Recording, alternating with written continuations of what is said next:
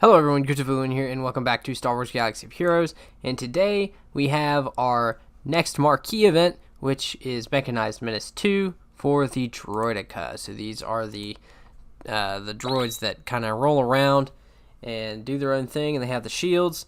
So let's get into it. Okay, so this he seems pretty interesting. I'm not sure how good he's gonna be, but we're gonna look at his kit. Alright, so directing us here. Deflector shield generator. Droideka gains 10% turn meter and 1 stack of charge for 1 turn whenever an enemy takes a turn. Additionally, Droideka recovers 10% protection whenever it damages a target locked enemy. Droideka has plus 50% speed and plus 25% evasion unless it has damage immunity. If Droideka has damage immunity, it has minus 50% speed and a 35% chance to assist, dealing 50% less damage whenever another Separatist ally uses an ability, which is limited to once per turn. And charge will give a plus 5% offense stack.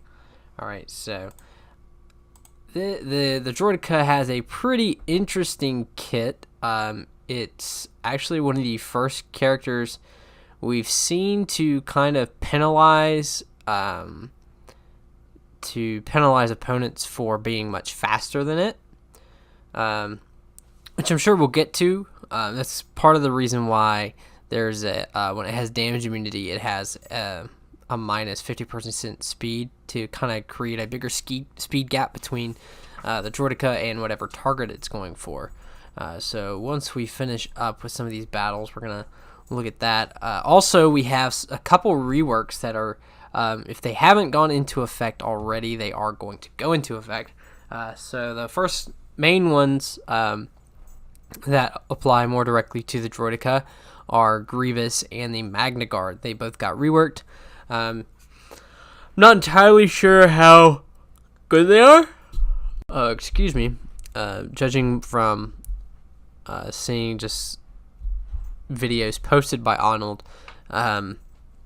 doesn't seem like the Separatists are that great now. I don't know if that'll change now that the Droideka is out, because he streamed that. I guess the reworks went live yesterday, and the Droideka just went live today. Let's clear the squad so we can get something just a tad bit faster than what we were working with there. I think that'll help us out quite a bit. So what do we have next? We have the basic twin blaster cannon. Deals damage to an enemy and deals increasing true damage to targets with higher speed. So this is what I was talking about. Once we get back to the Droideka, we will take a look at it if we ever get there. We might get there. We'll see. Not yet. Nope, not yet.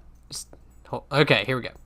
So, deal physical damage to target enemy. Additionally, if the target has higher speed than Droideka, deal true damage, which ignores defense and can't critically hit, which scales based on the difference in their speed. So they also have this new mechanic called true damage.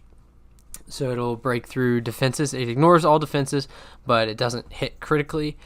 So it's pretty much what it says. It's just true damage. All right. So we got two more abilities to look at, I believe, and I think we're good. So my dog's in here whining away. I think he wants out of the room, but he's stuck in here until we're done. So suffer, Rex. I'm just kidding. He's a puppy. All right. Now we will go on. Probably, let's see, we've got 3 more tiers to do. Alright. Which ability we got here? Is this the damage immunity one? Alright, Destructive Armament. Inflicts target lock and deals damage to an enemy, dealing additional true damage for each stack of charge. Okay, so alright, let's look at it. So, cooldown of 3 turns. Deal physical damage to target enemy and true damage an additional time for each stack of charge. Then inflict target lock for 2 turns. This attack can't be evaded. Well, that's very good. I like how they make sure they put a lot of like anti-evasion kind of attacks on a lot of characters nowadays. It really prevents any kind of Dooku or old Ben meta from resurfacing. So that's really nice. Hello, Rex. Nice of you to join me. Let's just auto it so we can get through this quickly, because this team will do its thing. So we're gonna let it do its thing. All right. And then after this, we'll have one more ability to look at, and it's whatever that roly-poly attack is. That might be the thing that gives him a damage immunity. Looks like it will be. Which makes sense, because that's what the Droideka is doing to deploy a shield.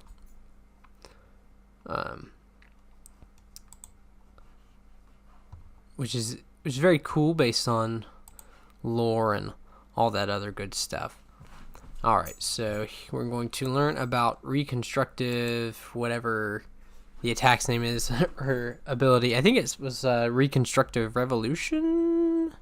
Did I read that right, or am I just seeing things? Aha! Reconstructive revolution dispels all debuffs on the Droideka, recovers protection based on charge, and grants damage immunity and tenacity up.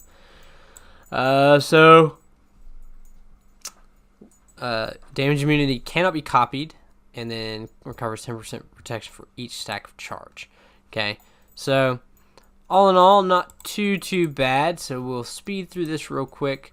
Oh, and I forgot to mention the other rework that is either going to go live or has gone live, and that's Finn. Finn actually got reworked because the interaction between him and 3PO was something that the developers never really, I guess, intended to happen, and they like to avoid infinite loops, and unfortunately, the interaction between the two characters did create an infinite loop, so they wanted to make sure that they put that in check. So instead of reworking 3PO, they reworked Finn, and I think there's been a little bit of a stink over whether or not the Zeta should be refunded, because now the leader ability is not quite what it was, because it used to be every time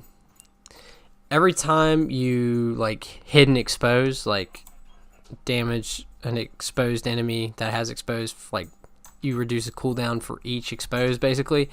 But now it's changed to where if you damage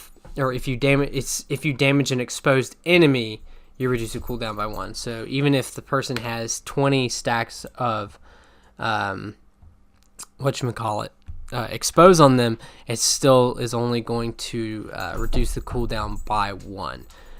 So it's a little unfortunate. It definitely puts a damper on some Finn shenanigans. It's still pretty much the same. They actually did buff a lot of his other abilities, like his basic is better, I think. It used to be like the first time the enemy is attacked by that attack, it deals like extra damage, but now it does more damage the more you use the attack. So that's pretty cool. And I think he's actually got a true taunt now, instead of taunting whenever another taunter loses their taunt. So, but we're not going to do this bonus tier on camera. So let's go ahead and unlock our roly-poly droidioli. If the game decides to load, it did. Alright, so once again, marquee events, they give us enough to unlock the character at 2 stars, and then enough shards to promote him to 3 stars, or promote it to 3 stars.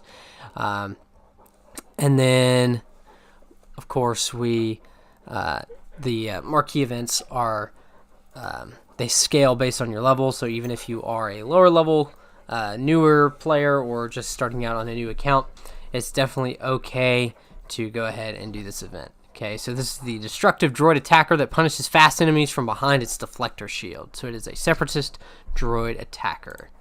Alright, and we're going to go ahead and promote this bad boy. And there we go. We have 3-star Droideka. So let me know what you guys think. Do you think the Droideka and the B1 and all the new reworks and stuff for all these Separatist droids are going to make a big difference in the metagame?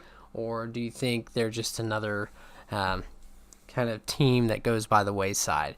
But thank you guys so much for watching, and subscribe so you don't miss any more future videos, and I'll see you guys next time. Peace out.